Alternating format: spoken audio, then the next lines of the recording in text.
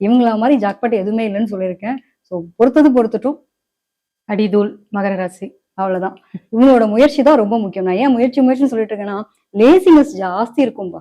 இவங்கள மாதிரி லெத்தாஸ்டிக்கா இருக்கிற ஆட்கள் யாரையுமே பார்க்க முடியாது.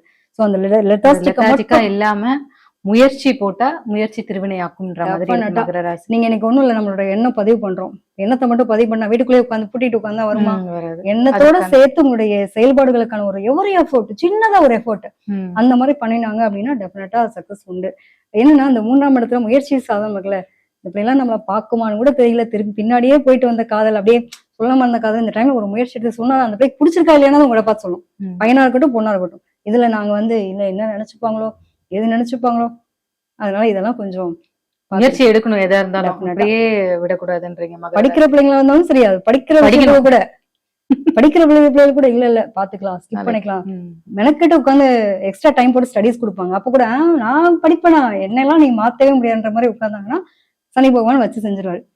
10th 12th கோர்ஸ் எல்லாம் வேணும்னு நினைச்சீங்கன்னா எஃபர்ட் போடுங்க. அவ்வளவுதான்.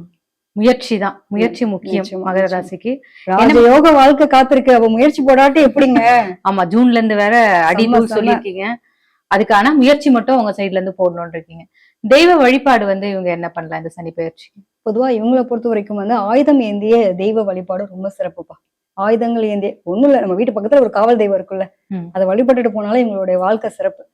அவ்வளவுதான், வேற எதுவும் பெருசா இல்ல. குலதெய்வ வழிபாடு மஸ்ட்.